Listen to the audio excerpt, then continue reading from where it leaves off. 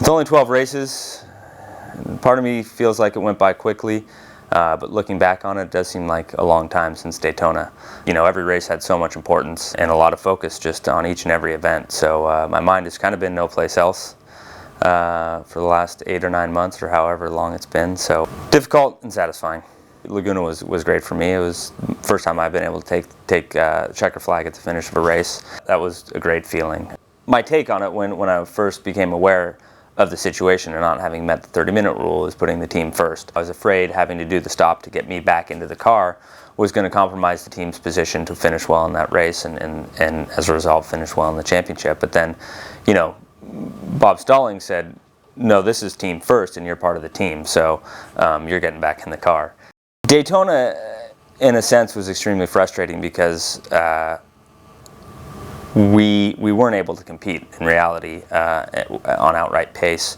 In the 24-hour, there's a lot more to it than that, and we had a good result, but it gave us concern. Ultimately, it obviously wasn't as dire as I think we thought. Daytona is a unique beast, and having performance there doesn't necessarily translate into other circuits. I've been friends with Alex for a long time, and you know, we're really similar places in our lives. You know, we're the same age. We both have two young kids at home, and very similar career paths, upbringings.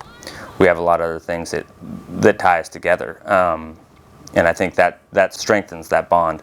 One of the great things about Bob Stallings Racing is how consistent we've been through the years. You know, in our lineup, up and down the board. You know, from everybody, and you just you grow a bond. You know, you go into a race weekend, it's like you're going into a war with these guys, and you know they got your back, and as a result you want to do well for them, and it's a really special team, and I feel very lucky, and I'm very fortunate and very happy to be able to be a part of it. It's funny because I was joking last night. We get to be the champions for whatever, how long it is, 3 or 4 months, but then comes the 24, which in a sense almost overshadows the championship. You know, we have yet to win the 24.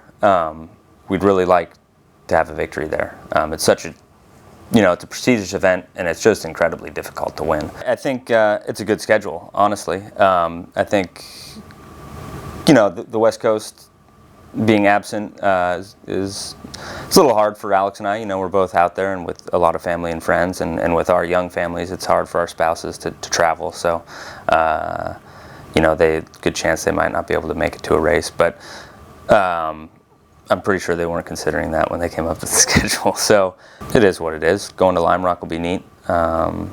I've been there for a number of years, and it's a pretty cool track depending on the configuration. So we like the consistency, and you know, Mid-Ohio, VIR, Barber, all those places, the true road courses.